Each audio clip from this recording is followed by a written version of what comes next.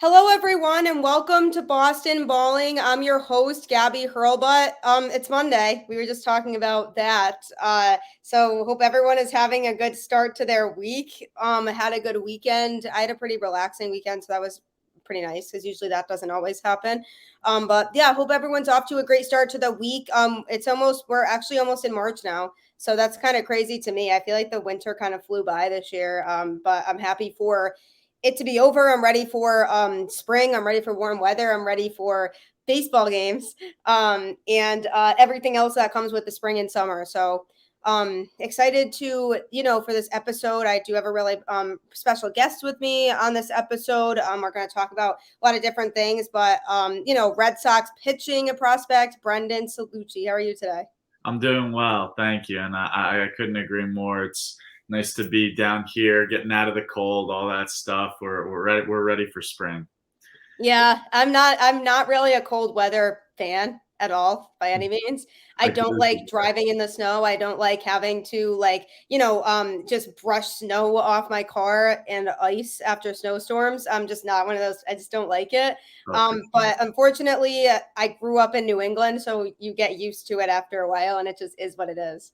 Exactly. Yeah. No, I completely feel you there. I'm from Philadelphia, Yeah. so coming down here in February is like Christmas. It is so nice being able to be here. I I I, Oh, I'm I sure. I try not to like rub it in too much to my friends and family, but it's really nice being down here. And but the funny thing is like right after we're down here, most of our affiliates are up north, so you Yep. just gotta go right back into the cold. Yeah, so you can enjoy it temporarily, but then you just Mhm. get that rude reminder that it's still in fact cold up here in the Yeah, north, and it's still winter. exactly. But hopefully, what we'll be getting to the season soon, and then the cold will be going away, and we'll be able to be playing some baseball. Yeah, I know. Seriously, I need to go to games. I mean, I love baseball. It's my favorite sport. It's always been my favorite sport. I love going to games in the summer. Who knows if there's going to be major league games this year, but at least there's plenty of minor league baseball to kind of keep me occupied. So that'll be good from that standpoint. But Absolutely. yeah, no, I'm definitely looking forward to it. I think it's going to be a great time. I think everybody's kind of antsy, all baseball fans at this point, to just be able to watch some games, whatever capacity that's in. So Yeah, absolutely. I know that it's there's that elephant in the room of like whether we're going to have major league games or not, and like just like everybody else, I wish I had the answers as well. But like coming from a minor leaguer, I'm just glad. I'm grateful that we have our season on schedule, and hopefully we can get to playing games soon because I'm just as antsy as you are. yeah, I know. I'm sure you are. Yeah, no, but speaking of all of that though, we definitely will talk about a little bit of that. But first, I just wanted you to kind of just tell everybody a little bit about yourself and kind of your baseball story, how you ended up here. I know Oh, that's a for very sure. broad question. No, no, no worries. I'd be glad to answer. Yeah, so I grew up in Philadelphia.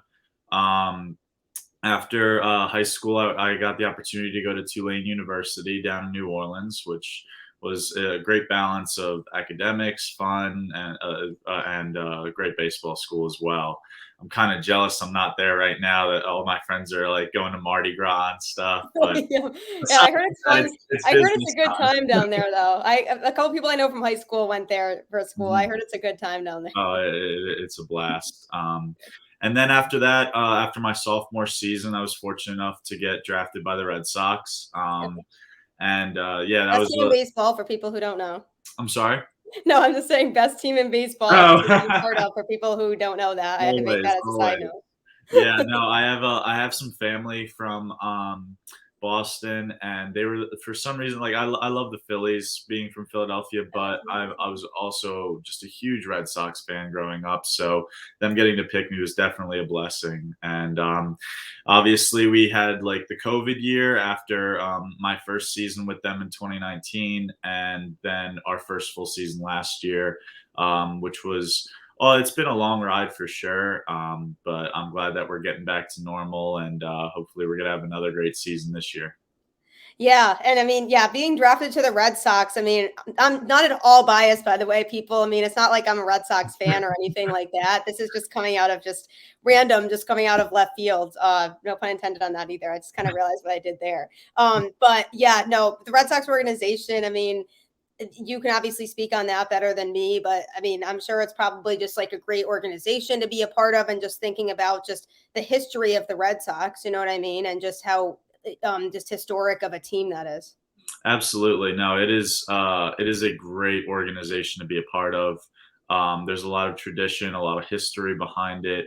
And the one thing that I love just so much is that a successful season means a World Series win for Boston, and that's the standard that we hold ourselves to, and that's the standard that we've created, just to go into every season looking for that success. And not to say that if you have a good season and you don't end up with a ring, that it's a failed season, but it's the end goal. And like coming from a team that has coming from a city that has championships in every sport, it's definitely something that we like to have, to be able to hold ourselves to. And like creating that a winning tradition is just something that you love to be a part of. Instead of playing for yourself, you're playing for something bigger. Yeah, and that's super cool. And Boston fans are definitely very passionate about the teams. And like you said, a winning season is a World Series championship. And for fans, like going to games and all of that, like there's just something about the Boston community and just being a part of that because of how passionate we are as fans about these teams. Yeah, it's awesome, and it's really great to have just so many legends like come before you with this organization. Like when we walk into our facility for spring training, there's a big banner that says, like, right on the field, that says legendary, and it has all the players like Carl Yastrzemski, David Ortiz, Pedro Martinez all lined up there, and it just creates such a sense of like you're a part of something bigger than yourself, and you want to be the next one to be up on that poster. So I really do love the Red Sox organization, everything about it, and I really hope I can play my entire career here. Yeah, that's such a cool thing to strive for too, though, because those are obviously like Red Sox legends, like Mhm. the players you'll never forget that just really obviously made their mark here. Just historically, some of the best players to ever do it. And so that's something to aim for and be like, oh, like I want to be the next so and so, like that's up there. And just thinking about those types of players and like how you could follow in their footsteps one day if you kind of continue to work hard and you hopefully, like you said, stay in the Red Sox organization.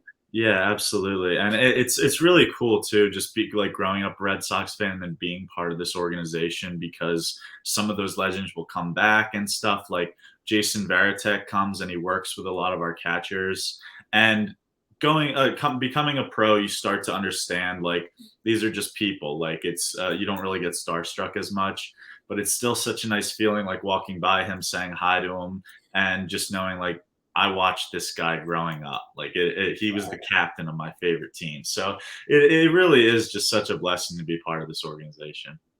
I'm sure it is. Yeah, I heard Jason Varitek's a great guy too. Mhm. Like, just off the field as well, and just a good person to kind of have around. And like, I mean, like you said, I mean, he's somebody who's obviously been around the organization, so he kind of knows what it's like to play in Boston. Had so much success here, and so it's good to have somebody like that just around the organization to help with people who like yourself who are still striving for bigger things and striving to get up to that major league level. Just having somebody like that to kind of look up to for as like a mentor or something like that as well, just in general. Yeah, absolutely. I think one of the best parts of our organization is just the people they pick to be around. Like anything from our like mental skills guys, our coaches, our trainers, everyone that like comes in not only does their job well, but is also just a genuine good human being. We have just a great community, and that we do treat it like a family, which is something that's always great. Getting to go in every day.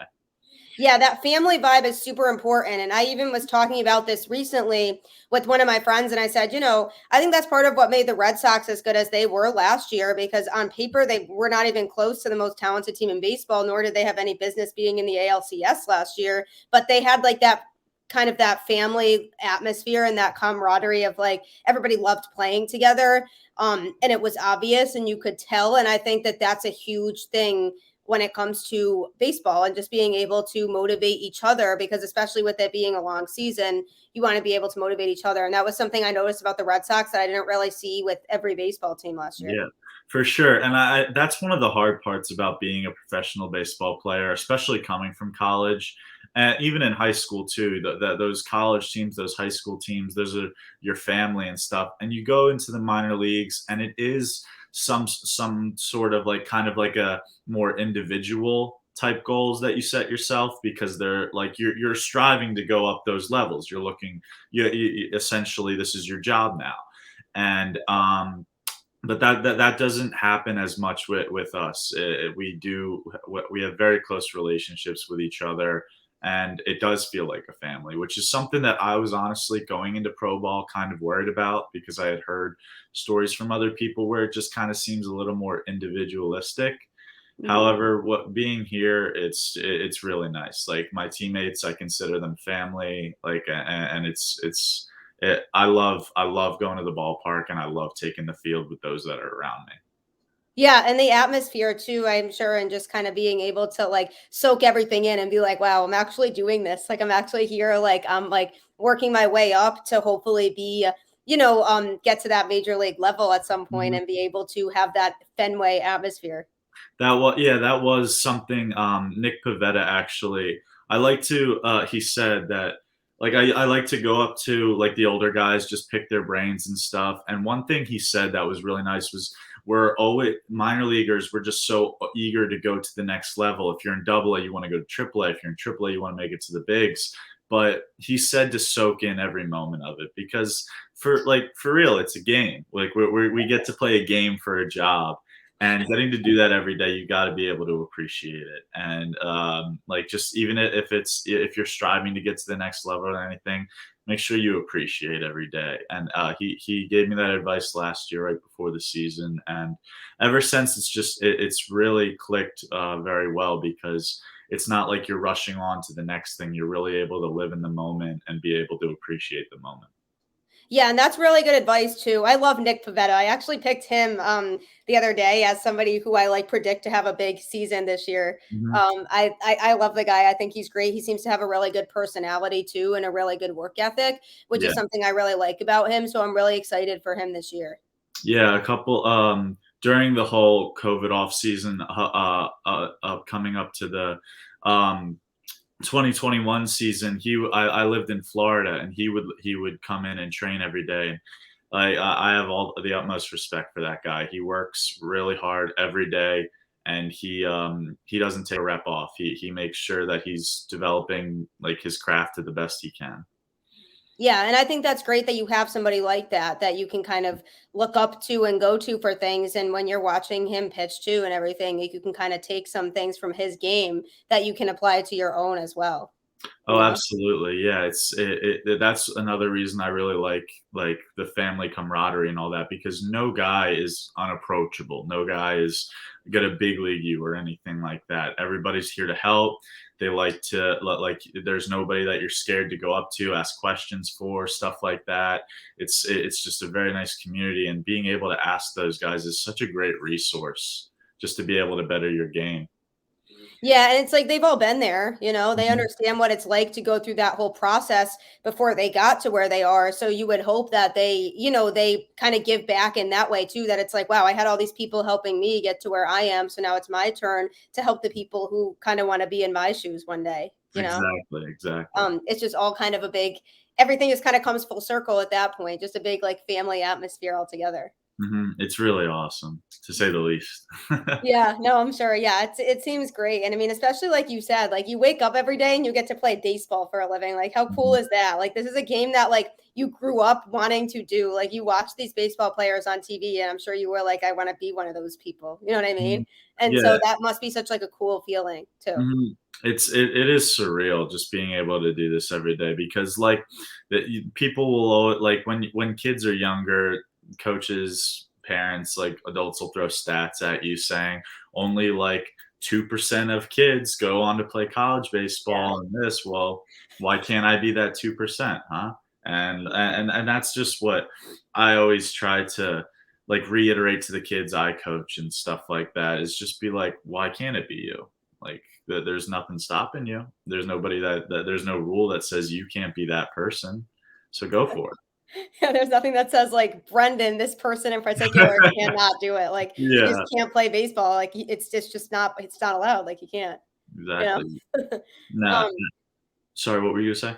No, I was gonna say, yeah, I feel like it's a work ethic thing too, a work ethic and having like emotional toughness, I guess is what I'm trying to say too, because like Mhm. I feel like that obviously you can speak on this better than me too, but just it seems like a lot of the people who don't end up making it there, a lot of it is mental and just not being able to handle the pressure that comes with all of that along the way, kind of working your way up to that. Oh, for sure. Baseball is one of the most mentally taxing sports out there. I Mhm. actually, my freshman year at Tulane, I had a very tough like mental year where I knew I had the tools to be able to be successful, but the mental capacity wasn't just there, and I really struggled. I had trouble throwing strikes. I wasn't pitching a lot, and I think personally that every person needs to go through that at some point, just because of the fact that you're never going to succeed in this game if you can't deal with failure.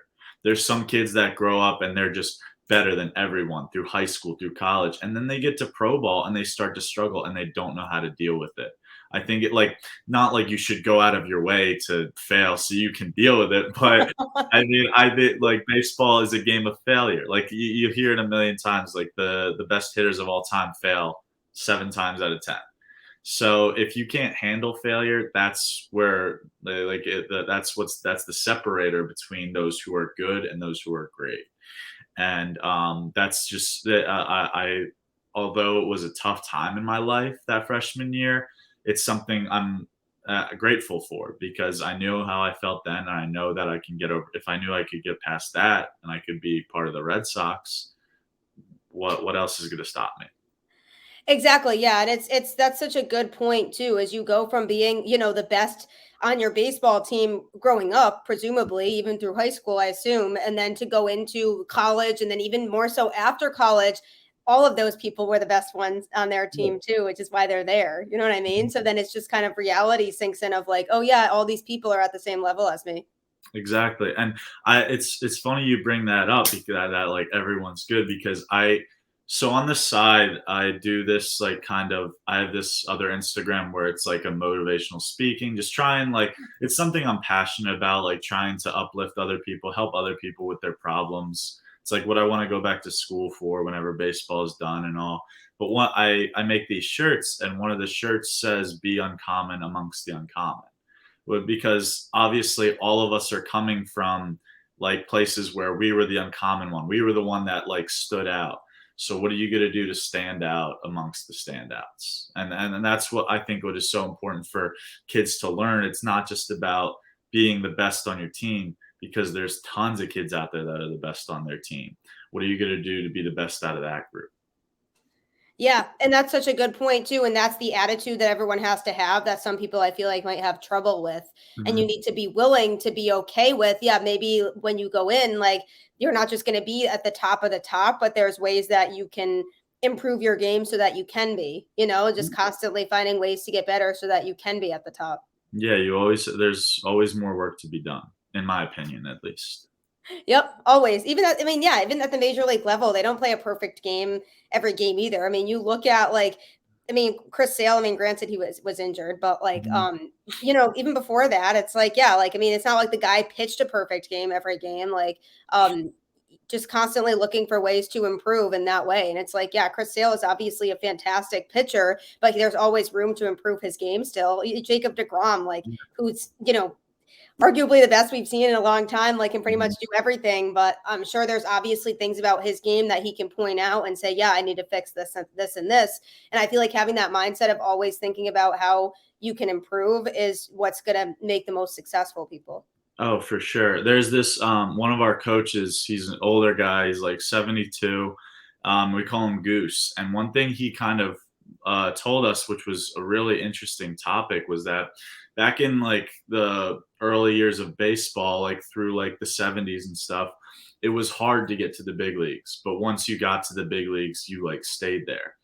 baseball's kind of transitioned because we have freak athletes now coming up from like 18, like some kids that are 18 are like already fully developed. And what he said was is that now in this day and age, it's easy to get to the bigs, but it's hard to stay because there's always going to be someone behind you gunning for your job. And that's where that idea comes from, is there's always more work to be done, because if you get comfortable, there's someone right behind you that's coming for you. Yep. Yeah, and that's the thing. It's like it's one of those things where it's about constantly having to prove yourself and Mhm. constantly having to be on your A game and showing up and performing, or else your spot will get replaced because they're always going to have somebody right behind you, like you said, that they can just bring in and could do the job better if you're not improving and you're not performing. So it's about just constantly, proving yourself to show that you still deserve to be there over Mhm. that other person. Absolutely. What were kind of the biggest challenges that came with that COVID season of just everything? I think just not being able to compete in like a game like scene.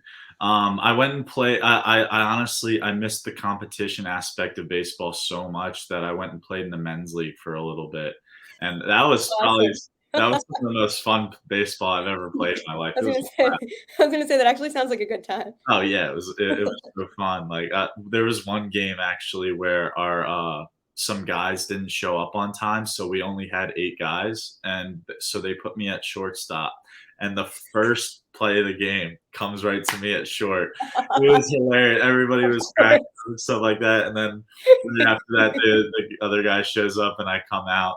But it was a lot of fun. But yeah, back to your question, it was definitely just the competition aspect. It was tough to like always find places to work out, to throw, all that. Especially in Philadelphia, they took it very seriously. So I had to like go to like a random park or something like that and throw with my buddy, get all that stuff done. And I think that's kind of the troubles that a lot of people face. But at the end of the day, you got to get your work in. You got to be able to find a way, and even through the adversity that life throws at you, you know. Yeah, exactly. And it was tough for everybody, in different ways. It was just such an unprecedented situation and nobody really knew that it was going to get to be as bad as it was. But I just couldn't Mhm. even imagine just not being able to play in games for a full season. Like that could not have been easy. It was tough. I think like one interesting aspect of COVID that I think people overlooked a little bit was just the toll it took on like your mental state. Mhm. I think obviously COVID hitting you hit your physical state hard. I haven't had it, so I don't know from a Lucky. personal yeah, lucky. I wouldn't recommend it. From a personal standpoint, I can't like touch on that aspect. My parents both got it really bad, but Really. I think just like from the whole scenario that this has put us through over the past couple of years, I think it's just done a lot to on like people's minds and stuff like that, and how we go about our day to day life. It's so true, and it's interesting you say that because, yeah, people were so isolated for so Mm. long too that it's just like I feel like people's social skills kind of went down overall as a whole too because it's like, yeah, I mean, we're already was like relatively bad enough with our generation because of technology and all that, Mhm. social media and everything, but I just feel like it got significantly worse during COVID because nobody was doing anything. Nobody was going out and like seeing friends or anything like that. Everybody was just stuck in their houses. So I was like, yeah, I feel like some people kind of forgot how to interact like Yeah, face to face with definitely. somebody because people just didn't have to do that for like a year. I completely agree. It definitely did hit everybody in their own unique ways. Like no matter what you do, where you are, I think everybody got like kind of set back a little bit or like humbled a little bit. Yeah, I mean, I'd sit at my house and I would work, and then I'd be like, "Now what do I do?" I mean, I was Yeah. running out of Netflix shows to watch and things like that. I was like, "There's nothing to actually do now." Like, this is Oh, for so sure. weird to me. It's such a weird time. Yeah, Um, Netflix probably loved that. They probably shot through the roof during COVID. exactly, right? Because they were like, "Yeah, everybody's watching Netflix. There's Yeah. nothing else to do." And I mean, that period when there was zero sports on at all, too. It was like, Mhm. yeah, I can't even watch a sporting event right now because there's Oh nothing my gosh, on. that was tough. I was just I was thankful. I'm a big basketball fan too, so Yeah, me I too. was thankful for the bubble because Yeah, I know. At least they had that. yeah, But that was thankfully. after a pause, though. Still. Yeah, There was still a absolutely. pause altogether. But yeah, like somebody like me who kind of like needs sports. Yeah. I was just like, this is weird to me. I don't like this at all. My mom would say the same thing because my mom's a big sports fanatic too, and she would, like, text me, and she'd be like, "I don't know what to do with myself. Like, there's no sports on. What is going on?" Yeah, no, same with me with my dad. My dad and I are both like we're like the big sports fans in our family, so it was kind of weird for both of us to not have basketball to watch. And even March Madness was canceled that year, and I Mhm. love college basketball, so that was kind of sad for me as well because that's like something I look forward to every year. Who's your team you root for? UConn. UConn? That's Huge UConn fan. I grew up really close to the UConn campus. yeah. So my grandpa and my dad have had season tickets to the basketball and football games Mhm. for like ever. And so I kind of grew up going to games there and like watching games as like a really little kid. So I'm like a huge UConn fan. I still remember Kemba Walker hitting that buzzer beater. Oh my gosh, Yeah, that was nobody's the ever gonna coolest forget play that. of all time. Nobody's ever gonna forget that. Well, that's when he got his nickname Cardiac Kemba too. Yeah, yeah, And then it kind of he's stuck. awesome. He's And really then he ended up with my Celtics for a little bit, but then yeah, it didn't work. And that was kind of sad because I was like, "Oh, he's a UConn guy. Like, I feel like he's meant to be in a Celtics uniform because then he will have played for like both my college team and my professional team." But yeah, sadly, that's really cool. sadly, I was, yeah, no, I followed him. I really liked watching him and, like, just like, for basketball, I obviously love the Sixers, yeah, especially right now because 'cause they're balling, but, they are good. aside from that, I just like watching, like, certain players. Kemba's definitely one of those players where it's electric out there. Like, the things he does, they're just kinda like it's not like it's planned out. He just knows what he's about to do, and it's just like he does it. It's just guys like that, Kyrie Irving, all those guys. It's just like it's an instinct to them. It's awesome. Yeah, I'm not a huge fan of the Nets, but Uh, well, Ben Simmons is there, so neither am I. yeah, that is a good point for you being a Sixers fan. Yeah, but basketball is fun. The NBA playoffs should be fun this year too. I mean, my Celtics are finally figuring everything out, so that's nice to see too because they're finally playing up to their potential that they weren't doing for the entire first half or so of the season. Yeah. So that's really good to see too. But yeah, UConn is fun to watch. Like I miss the good old UConn days too. Like just kind of what I grew up with, but it's still UConn basketball. Like it's still fun to go to games, and out there back in the Big East, it's been better. hmm Yeah, But I was a little upset about that because UConn was in Tulane's conference, and yeah, I love playing UConn because when we went there, that was the only time I was somewhat near home for baseball. that's true. That's actually so true. And It's then not even super close, but like yeah, exactly. Our driving conference was distance. so spread out. It was so weird. But yeah, when we that then they moved to the Big East, and it was after they moved after I got drafted, but I was still like a little upset about that. If I wanted to go see them play on the at the beginning of the year. Yeah, no, that I mean, yeah, exactly. So that's kind of a bummer for you, but for UConn fans, it's been a good experience being back. But Um, yeah, who were your favorite pitchers growing up that you looked up to the most? So I loved Cole Hamels. He was like a lefty like me Good on the choice. Phillies. Was always great to watch. I love Max Scherzer just because he's like an absolute competitor out there. Like he doesn't like he's not in it for the money. He's no, he wants to go out and win. And that's just something I love to watch. And guys. I also I really loved Jose Fernandez just because watching him, he just had so much fun out there, and that's what I always just try and do. I'm not I've found like over the years that it's just so important to just like it's a game, like just have fun doing it. So those are my big three, to be honest. Yeah, you want to have fun with it, because like you said, at the end of Mhm. the day, like yeah, it is your job, but still, like it's fun. It's baseball. You know what I mean? It's not like well, it is serious, but you know what I mean? It's not like Yeah. you're trying to cure cancer out here, like you're playing baseball. You know what I mean? Like seriously though. I mean, and it's like certain aspects of like having fun and stuff. Like when I'm on the mound, like I want to be focused and all that. I'm not like up there with like a smile on my face or anything. But It is serious. yeah, but I don't try and take the whole aspect of it too seriously. Like I love interacting with fans. I love like just being able to get hype after a win, stuff like that. Like it's not like it's a 9 to 5, where you're just kind of going in on a Monday morning, like It's like we were like talking we were about talking before about. we started recording this. Everybody's suffering through their Mondays. Yeah, no, exactly though. I think that's definitely really good. That's like a good mindset to have too. And I know fans like love it when players interact with them. Like even like Alex Verdugo during Red Sox games, like I'll always see clips on like Twitter or something of him like interacting with fans during a game. And I think that that's really cool. Like people love that kind of stuff. You Yeah, know? for sure. And it's a little tougher for a pitcher just because when we're in the game, we're like focused and stuff like that. But like as much time as I like can, I love interacting with the fans. It's pretty funny. When I was younger, I will not disclose this pitcher's name, but I went to a game and we had like a little tour, or I went to Fenway Park for my birthday, and we That's we cool. had a little tour around the park. And this pitcher was doing. I'm sorry about that.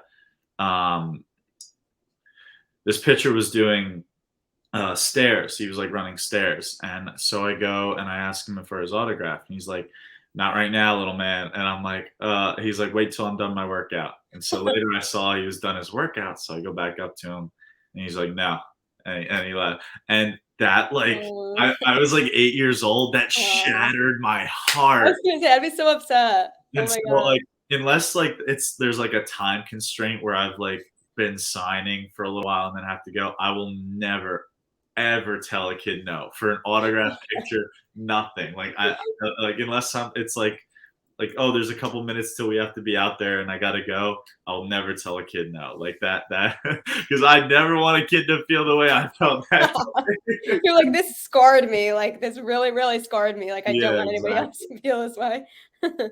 That's Yeah. so sad, I'd be so upset. I mean, it's a life lesson. So, like, I don't know if that didn't happen, maybe I would have been the guy to tell someone no, and I'm really glad I'm not. Crushing little kids' hearts, really. Yeah, exactly. Um, yeah, that must be cool, though, because how cool of a feeling is that, just knowing, like, the fans are, like, there to see you? You know what I mean? Like, they're It there to watch you and the team. it really is. It's a great. It's a really humbling thing because like you're part of something like I kind of said about like the Red Sox in general. You're part of something bigger than yourself. And it's so nice just like and that's why I love competing and I love winning so much because like the sound of like a crowd cheering like for your team, it's there's nothing better, and it's really nice. We were fortunate enough to. I was in Greenville last year, and we were fortunate enough in Greenville. There's a large population, so we would get about 6,000 people on like a good night and stuff like that. Sometimes up to 10,000, and it's just so awesome because there's not a lot. Like a lot of minor league teams are in kind of more rural areas, so there's not as many, Yeah. but getting to have that many people there is just so cool. It helps you elevate your game too because you feel like you have the crowd behind you rooting for you. Yeah, I feel like that kind of contributes to like how the players are performing. You know what I mean? Because I feel like they can feed off of that energy from the crowd because you can Oh kind of like yeah. feel their energy. You know what I mean? It also helps you just kind of like block everything out too. Like the sound of the crowd, it being loud and all. It just kind of helps you like zone in because you can hear everything, but because you can hear everything, you can't really hear anything. Like my one of my first professional outings back in Lowell, I we faced the Brooklyn Cyclones, which is the Mets short season A Mhm, team, mhm. and there was no one in the crowd except this one guy who was screaming at me the entire time I was pitching. And I That's was sitting there, I hilarious. was like, this one guy is annoying, like is putting more pressure on me than like a crowd of like 40,000 would.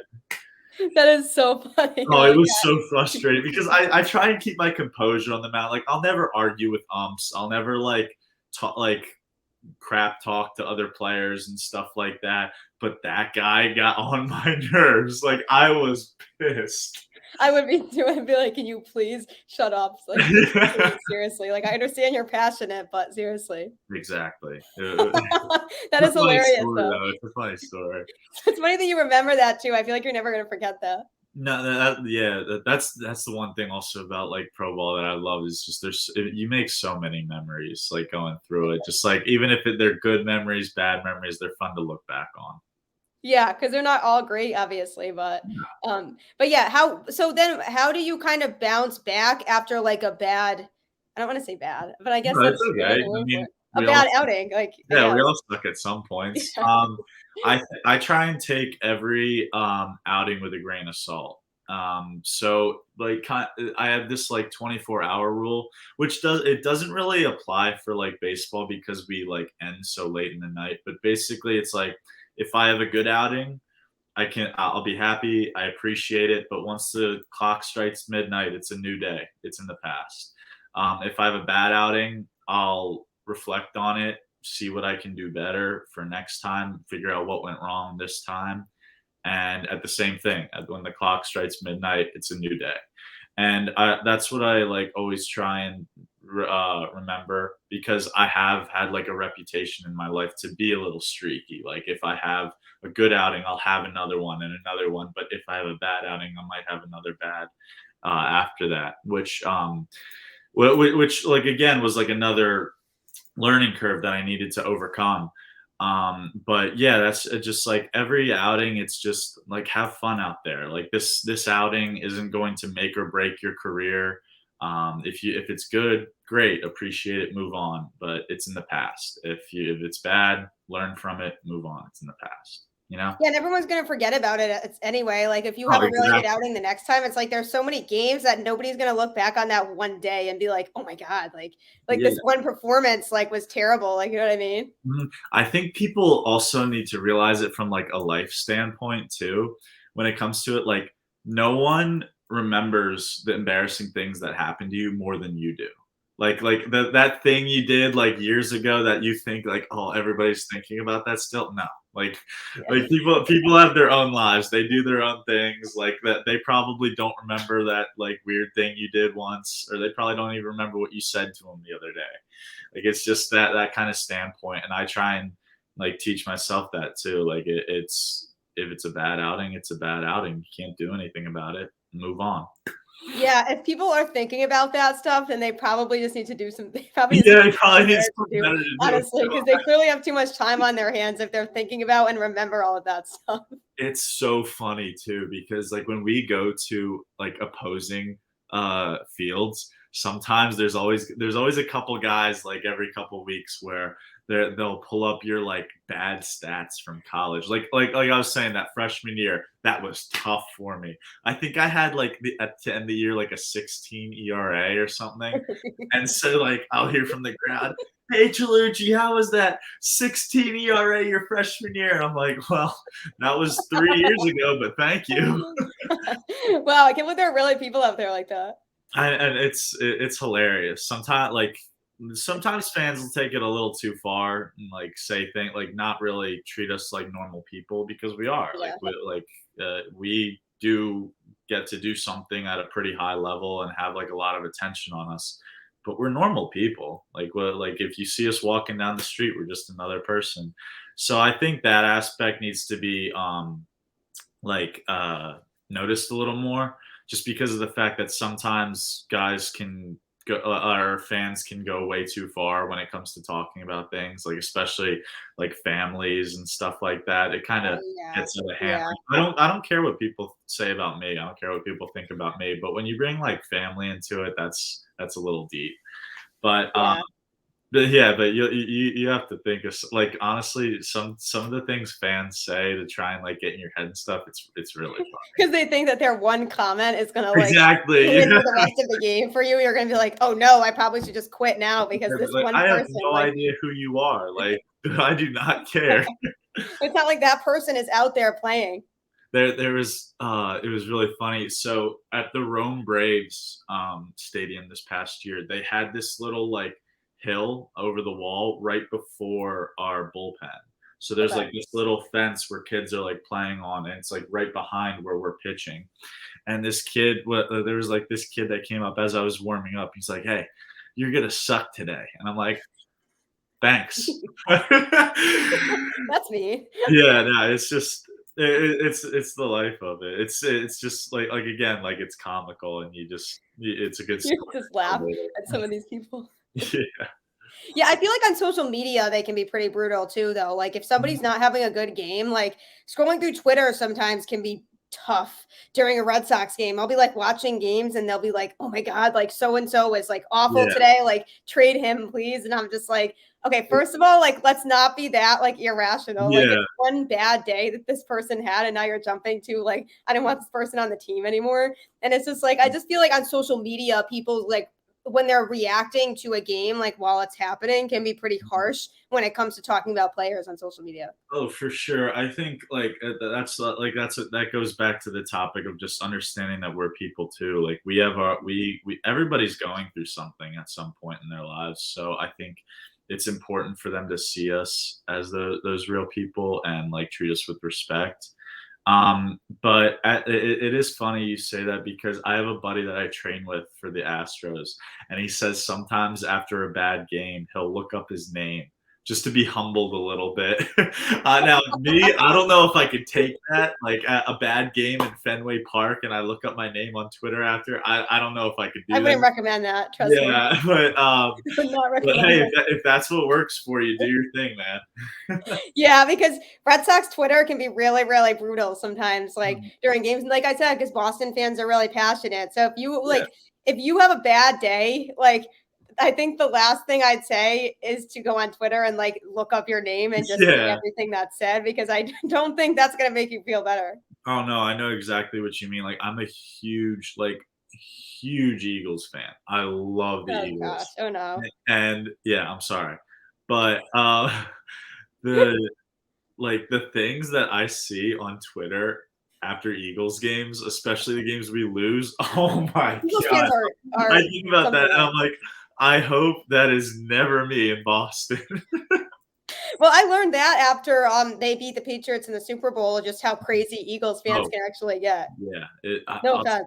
No, no, it's okay. They embrace it. Like if They you're love like, it, "Oh, yeah. you're an Eagles fan, you must be crazy." They'll be like, "Yeah, yeah, They probably." love it. No, they really do love it. I I have a can't friend who's a huge Eagles fan, and, like, he fits right into that too. yeah, no, I don't mean to bring it up, but after we won the Super Bowl, I uh, brought it up, so it's fine.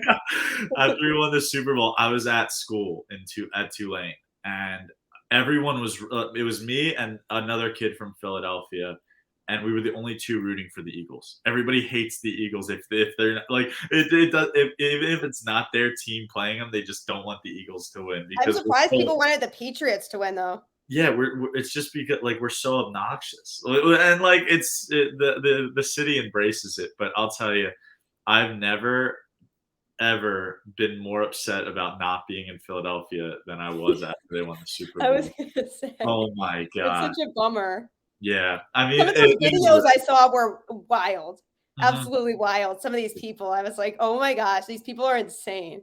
Yeah, Philadelphia is a an interesting place to say the least.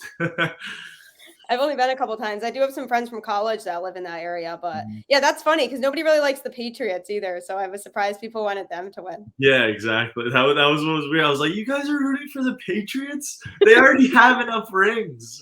What if they were playing the Cowboys? Then would you root for them? But the Patriots? Oh, Yeah. I don't mind the Patriots. I don't have anything against them. Oh, Like, good. I'm a big Tom Brady fan. I have all the respect for him in the world. And yeah, like unless they're facing the Eagles, like I could Oh, care good. less if they win or lose. But if anybody plays the Cowboys, I'm rooting for that team. I despise the Cowboys. Every person I talk to who's like a fan of an NFC East team that is Mhm. not a Cowboys fan is like, I don't obviously like any team in my division, but there's no Yeah. team that I can't stand more than the Cowboys. Oh my gosh, they're awful. And the thing is like I the most random like people like in a weird way, the most random people are Cowboys fans. Like you'll meet somebody from Oh, like yeah. like Utah or something, and you're like, "Oh, who's your team?" And they'll be like the Cowboys, and you're just like, "Why?" Like, there's just random people sprawled throughout the United States What that are effect do Cowboys. they have on you? Yeah, What? seriously, it's so true. It's the most like random thing. Like I feel like people who like aren't really football fans and just pick a team sometimes just pick the Cowboys just because Yeah. they feel like they have like a big fan base. I have a group of friends from back home, and we're like this. We're like brothers, and it's like 6 of us, and one of the guys is a Cowboys fan. So every Sunday, we just don't talk to him, like, at all. Poor guy. He'll text in our group chat and no one will respond. Nothing. It's like every Sunday, and it's become a tradition. It's not like we're trying to disrespect him, but it just became so funny after the first couple times that we do it now. You just ignore him. Yeah. That's hilarious. That's really funny. Mhm. Yeah, I mean, everyone's mixed for me. I mean, I'm a Patriots fan. My dad's Giants. My cousins, a lot of them are Patriots fans too. Mhm. But I mean, it really just depends. Like I know a good amount of people who are Cowboys fans as well. But I just feel like everybody in the NFC East, like that's outside of the Cowboys, like has this common like hatred for the Cowboys being like up here in terms of the most Yeah. hated team in that division. They're kinda like the Yankees. Yeah, they are. They Like, are like they the Yankees. they have their, like, championships from way back in the day, and, like, they ride that forever and stuff. No, that's true. It's true. Yankees fans ride that still Mhm. now. And I'm like, okay, well, let's see you win another World Series like soon because it's been a while for you guys too. Yeah, I mean, as you know, I can't stand the Yankees. So, Yeah, I'm sure, and it stinks because the last one they won was against the Phillies too. oh, I know. I know. Yeah, you have a sour taste in your mouth because of that. This is why it's perfect that you're in the Red Sox system though, because it gives you a like even better reason to hate the Yankees, Oh, for sure. you Yeah, know? absolutely, we're coming after them. Oh, yep, yep. No, I know. Yeah, not. I have to say, watching that wild card game last year was Mhm. beautiful for me as a Oh, Red yeah. Sox fan. It was so nice. Like that was such a fulfilling feeling, just knocking the Yankees out in the wild card game. I'll tell you one thing, like, there are a lot of sports that are very exciting, but I don't know how it's seen from, like, people who don't play baseball, but there's, like, nothing more exciting than playoff baseball. Like, every But pitch counts. Like, if you make a mistake, you'll pay for it, and it's like your season's on the line. Like, I swear, like, the game slows down too, because like if you look at like a pitcher in between pitches from a regular season game to a postseason game, they're putting so much more focus, so much more thought into every pitch that they're about to throw. And it's as a pitcher, it's just so like enticing. Like even if it's like 20 seconds in between like each pitch, the suspense just builds and you're just like, I wonder what's gonna happen on this pitch. It's so right, and all of us are sitting there on like the edge of our seats, like, oh my god, exactly. like don't give up a home run right now, please. Like just don't. Like it's Mhm. like such like a nerve wracking thing. I feel like No, everybody feels that tension. mhm. Yeah. One of the guys at the big league level that I love watching is Evaldi. I Just love because Evaldi. like, Evaldi's the man, and he's huge. Like I'm a pretty tall, like big guy. He makes me feel small. He is ginormous, and like just seeing him on the mound, and like I've like watched his bullpens before, like him practicing, and he just puts so much into every throw because like if you're a basketball player, you can go take hundreds and hundreds of shots every day. Like football, you can reps every day. Hitter, you can hit, but you only as a pitcher, you only have a certain amount of reps today a day to keep your arm healthy. So you have to put like so much more focus. Like, am I going to get everything out of this throw that I'm about to do? Am I going to get better by doing these? By throwing this way, and just watching him, he just like you can tell he gets better every day. Yeah, I love him, and I loved the season he had this past year. He had such a Mhm. phenomenal season, and nobody really saw that coming. But he was so good, and he was that guy that was always reliable when we needed him to be. Very You know, reliable. Yeah. he was that guy that it was like, okay, if Evaldi was pitching, you knew for the most part that you could feel pretty good about it because you knew likely he was probably going to pitch well that day. Oh yeah, and he also he's just got like ice in his veins. He shows up when you need it. Yep. Like you have a playoff game on the line. It's the same thing with like Sale and stuff. Like you got a playoff game on the line, and you put them in the game. You know that you have a chance to win that game.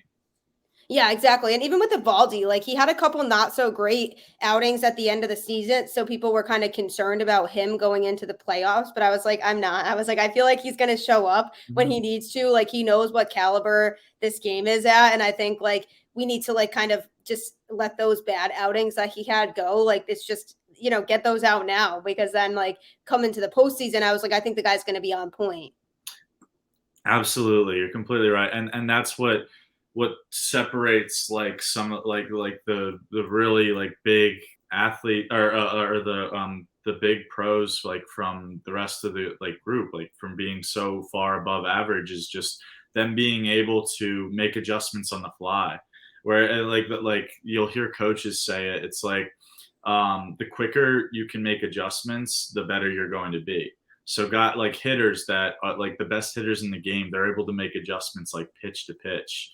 And it's crazy. And that's something that those big arms like Valdi and Sale are able to do. Like they're able to, if they throw a bad pitch, they knew why that pitch was bad and they're able to fix it like that.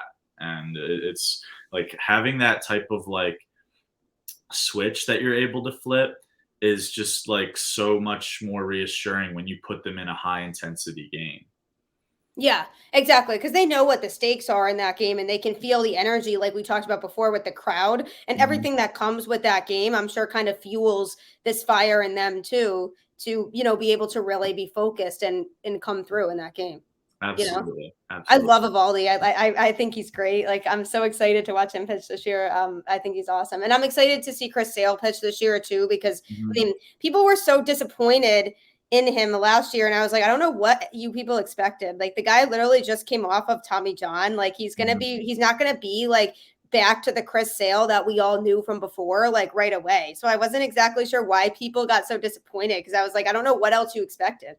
I think that's something that a lot of people overlook. Like for the like you said with the COVID aspect, like you're not competing for that long. Like Tommy John, although it let like a lot of guys come back successful from it, it is a grueling surgery because like you're talking about guys that pitch, go to the field, play baseball every day, and now they're not able to play baseball from like 12 to 15 months. Yeah. Like that takes a toll on them, and it does take a little while to get back to that standard that you had for yourself. So like yeah, it was like tough not getting to see Sale at like the Chris Sale we know when he first came back, but he's gonna get there. It just like it's built inside him, and he'll be fine. I was gonna say, especially for someone like him who's such like a competitor and Mhm. is so just like intense, it's Yeah, like that could not have been easy for him to not be able to play for that long. You know what I mean? And like I yeah. think he knows it in himself. Like he knows that like he still isn't quite there yet. But I'm not worried about it. I do think he will get there. I just think people need to be patient and give it some more time still. Exactly. And one thing that he actually told me this, well, he's a really great guy. I love like asking him questions and stuff like that. And one thing he told me was that after he got TJ, it was kind of like a wake up call for him to take care of his body more. And so, honest to from my personal standpoint, I think the Sale that's going to come back is might just be better than the Sale that we've seen before, just because It's of the so fact that wild. he's doing so much more to focus on it on his game and stuff like that. And so, yeah, I've never seen him more determined. So I'm very excited. See, that's good to know too. That's just so crazy to think about too. Like even better than the Chris Sale from before, and Yeah, who was already obviously really good. Like that, if we get a Chris Sale who's even better than that, that's going to be really really scary for opposing teams. I think he's going to come back and be something special. Yeah, I love the guy. I think he's great. I think his attitude's great. You know what I've always been curious about? Like what's actually said during mound visits.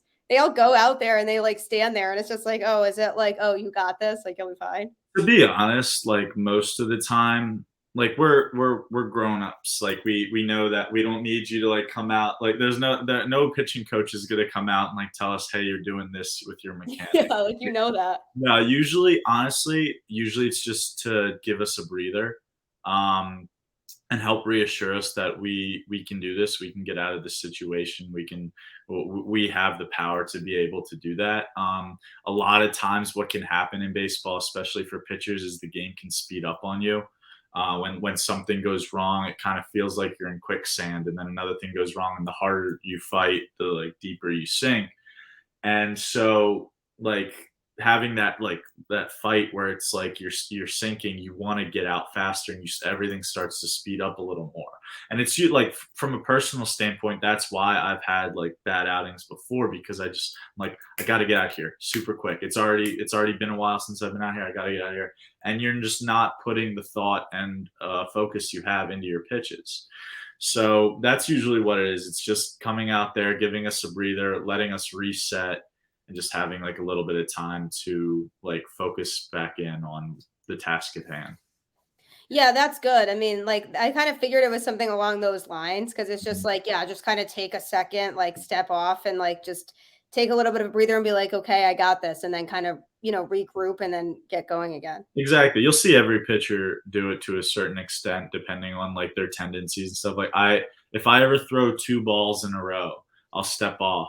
And it's funny because they're testing out like a pitch clock in and I was in the Arizona Fall League last year, so they were testing it, and you had 20 seconds between pitches. So I did like it was the first time I'd like thrown two balls in a row, and I step off and I'm like waiting.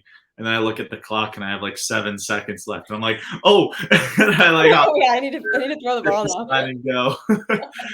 That's what that'll be interesting if they actually end up implementing that though. From a personal standpoint, I'm not a big fan of it, but I mean, if it pleases the fans, if that's what the fans want, like I can't control it, you know.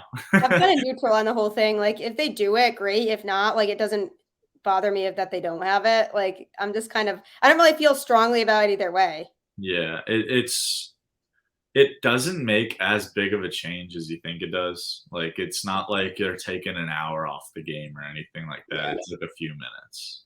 Yeah, exactly. Because it's like people they it's not like they take like forever in between pitches as it is anyway. Exactly. You know what I mean? So I really don't think people would notice that much of a difference if they do have it.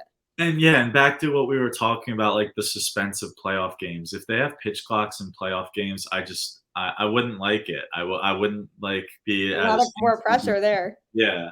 And I think that the performance of those players in the playoff games wouldn't be as good because they're not able to like that they'll feel like honestly as a player you kind of feel like you're being like pushed a little bit. You're like rushed a little. Yeah. So, I mean, whatever they do with it, they do with it. You survive and adapt. But I mean, I'm not a fan. Yeah, I know. I don't really blame you. That would be really tough during a playoff game, like not being able to think about as much, like what pitch you want to throw and all of that too. It would just puts a lot more pressure on pitchers. Mhm. And it definitely favors hitters from that standpoint, I feel Yeah, for sure. like. But yeah, no, I really appreciate you coming on the show. This was awesome. I think you know, great conversation. I definitely look forward to the day that I'm watching you like pitching for the Red Sox. Like I really appreciate that. at that level and be like, oh yeah, I remember that time when he was on my podcast, like, and we talked about like, fans being mean on Twitter and like all this other stuff.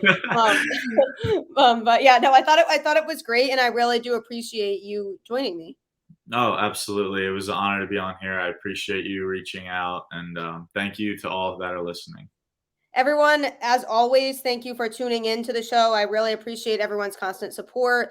I know I literally say that every time, but it just has to constantly be said because I really do appreciate all of you for just supporting my content. So thank you, everybody, and I hope you have a fantastic rest of the week. I want to say happy Monday, but like, no, not really because it's Monday. But have a great week, everyone.